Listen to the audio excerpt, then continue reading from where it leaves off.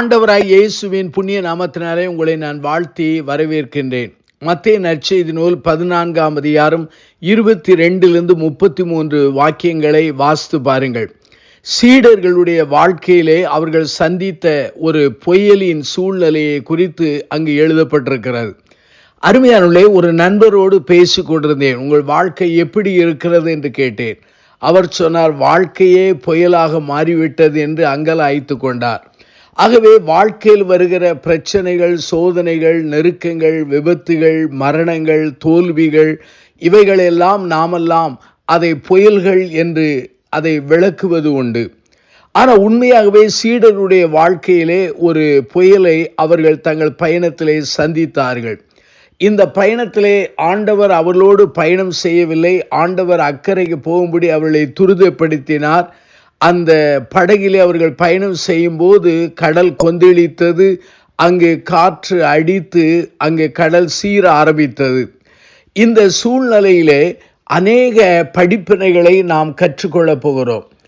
அநேகர் எண்ணுகிறார்கள், ஆண்டவர் ஜீவன் உள்ளவர், அன்புள்ளவர், ஏன் என் வாழ்க்கையிலே புயல்களை அனுமதிக்கிறார்? அவர் என்னை நேசிப்பது உண்மையானால் தடுத்திருக்கலாமே. நல்ல ஒரு கேள்விதான். ஆனால் நம்முடைய ஆண்டவர் சர்வ வல்லமை உள்ளவர். நம்முடைய வாழ்க்கையிலே அவர் நம்மை ஒரு சிறுபிள்ளை போல அவர் எப்போதும் வாழ விரும்புவதில்லை. வளர வேண்டும், முதிர்ச்சி அடைய வேண்டும், நல்ல யுத்த புருஷராய் மாற வேண்டும் என்று அவர் விரும்புகிறார். இந்த மத்தேயு 14ஆம் அதிகாரம் 22 33 வரை வாசிக்கும் பொழுது இந்த புயல்கள் அந்த சீடருடைய வாழ்க்கையிலே அநேக காரியங்களை, மாற்றங்களை ஏற்படுத்தியது. முதலாவது என்னவென்றால், இந்த புயல்கள் நம்மை ஆவிக்குரிய வாழ்க்கையிலே அடுத்த கட்ட நிலைக்கு கொண்டு போகிறது. என்னுடைய வாழ்க்கையிலே இத்தனை ஆண்டுகள் நான் சந்தித்த புயல்கள், பிரச்சனைகள் என்னை அடுத்த கட்ட ஆன்மீக நிலைக்கு உயர்த்தக்கூடிய நிலையிலே என்னை வழி நடத்தியது. ஆங்கிலத்தில் சொல்ல வேண்டுமென்றால் டிரான்ஸ்போர்ட்டேஷன் என்று சொல்லலாம். அதாவது நம்மை ஒரு இடத்திலிருந்து இன்னொரு இடத்துக்கு பயணம் செய்யக்கூடிய நிலை போல் அது காணப்படுகிறது. அருமையான என் சகோதர சகோதரிகளே, இந்த புயல்கள் தான் உங்களை ஆன்மீகத்திலே அடுத்த கட்ட உயர்வுக்கு உங்களை கொண்டு போகிறது. அருமையானவர்களே, புயல்கள் வரக்கூடாது என்று ஜெபிப்பது தவறு. ஆனால் புயல்களிலே நாம் பாதுகாக்கப்பட வேண்டும். அதிலே தேவனுடைய சித்தத்தை, திட்டத்தை, நோக்கத்தை நாம் அறிந்து கொள்ள வேண்டும் என்று ஜெபிப்பது நல்ல ஒரு காரியம். இரண்டாவதாக, புயல்கள் ஆண்டவர் நமக்கு அநேக வெளிப்படுத்தலை தருகிறார், ரெவலேஷனை தருகிறார். இந்த மத்தேயு 14ஆம் அதிகாரம் 22 14ஆம் அதிகாரம் 22 33 வரை வாசித்தால் அங்கே நம்முடைய ஆண்டவரை அவர்கள் ஜீவனுள்ள தேவனுடைய குமாரன் என்று மெய்யாகவே அறிந்து கொண்டார்கள். 33 பாருங்கள். அப்பொழுது படவில் உள்ளவர்கள் வந்து, மெய்யாகவே நீர் தேவனுடைய குமாரன் என்று சொல்லி அவரை பணிந்து கொண்டார்கள்.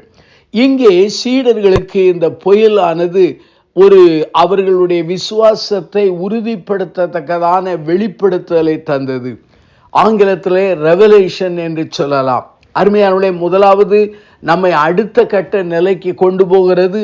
இரண்டாவது, இந்த புயல்கள் ஆண்டவரை குறித்த ஒரு வெளிப்படுத்தலை அறிந்து கொள்ள அது உதவுகிறது. அது மாத்திரமல்லாமல் ஆண்டவரை மாத்திரமா, நம்மை குறித்தும் நம்மை சுற்றி இருக்கிற மனிதர்களை குறித்தும் அவருடைய அன்பின் ஆதரவை குறித்தும் அறிந்து கொள்ளக்கூடிய நிலையை நமக்கு புரிந்து கொள்ளக்கூடிய வெளிப்படுத்தலை தருகிறது. மூன்றாவதாக, இந்த புயல்கள் உண்மையாகவே ஆண்டவருடைய காரியங்களை குறித்து சாட்சி பகிறது, டெஸ்டிமனி என்று சொல்லலாம். நீங்கள் வேதத்தை வாசிப்பீர்கள் என்றால் மத்தேயு 14ஆம் அதிகாரம் 22 33 வரை வாசிக்கும் பொழுது ஆண்டவருடைய அதிகாரத்தையும், ஆண்டவருடைய வல்லமையும், ஆண்டவருடைய தன்மையும் அவர்கள் அறிந்து கொண்டார்கள். இதை குறித்து அவர்கள் சாட்சி பகரக்கூடிய நிலை என்ன ஏற்பட்டது. இதை பின்னாளிலே மத்தேயு எழுதுகிறார். அதே சமயத்தில் நற்செய்தியாளர்கள் எழுதுகிறார்கள். இந்த சம்பவம் ஆண்டவருடைய அதிகாரத்தை குறித்தும், வல்லமையை குறித்தும், அவருடைய ஆழ்தத்துவத்தை குறித்தும், அவருடைய தெய்வீக தன்மையின் அந்த காரியங்களை குறித்தும் நமக்கு சாட்சி பகரக்கூடிய நிலையிலே அது காணப்படுகிறது. என் வாழ்க்கையிலே நான் சந்தித்த அநேக புயல்கள், ஏன் உங்கள் வாழ்க்கையிலே சந்தித்த அநேக புயல்கள், அந்த புயல்களிலிருந்து ஆண்டவர் உங்களை தப்புவித்ததினாலே உங்கள் நாவிலிருந்து முறுமுறுப்பு வராது, உங்கள் நாவிலிருந்து கசப்பு வராது. ஆண்டவரை குறித்த சாட்சிகள் உங்கள் நாவிலிருந்து புறப்பட்டு வர அந்த புயல்கள் உதவி செய்து வருகின்றன. ஆகவே புயல்கள் இருந்து 3 காரியங்களை கற்றுக்கொண்டோம். நம்மை அடுத்த கட்ட ஆன்மீகத்துக்கு கொண்டு போகிறது, நமக்கு புதிய வெளிப்படுத்தலை தருகிறது. 3வது, ஆண்டவரை குறித்த டெஸ்டிமனியை நமக்குள்ளே உருவாக்குறது. அருமையாக இந்த செய்தியை கேட்டுக்கொண்டிருக்கிற சகோதர சகோதரிகளே, உங்கள் புயல்களை குறித்து கலங்காதிருங்கள்.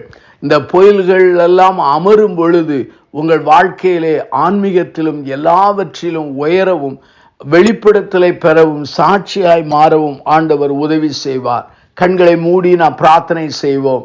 ஜீவனுள்ள பிதாவே, இந்த செய்தியை கேட்ட ஒவ்வொரு மக்களையும் நீ ஆசீர்வதியும்.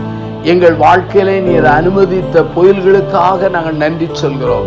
அந்த புயல்கள் மூலமாய் நாங்கள் பெற்று வருகிற நன்மைகள், ஆசீர்வாதங்களுக்காக உம்மை தோத்திரிக்கிறோம். எங்களை அர்ப்பணிக்கிறோம். எங்களை பாதுகாத்துக் கொள்ளும். இயேசுவின் நாமத்தில் ஜெபிக்கிறோம் பிதாவே, ஆமென்.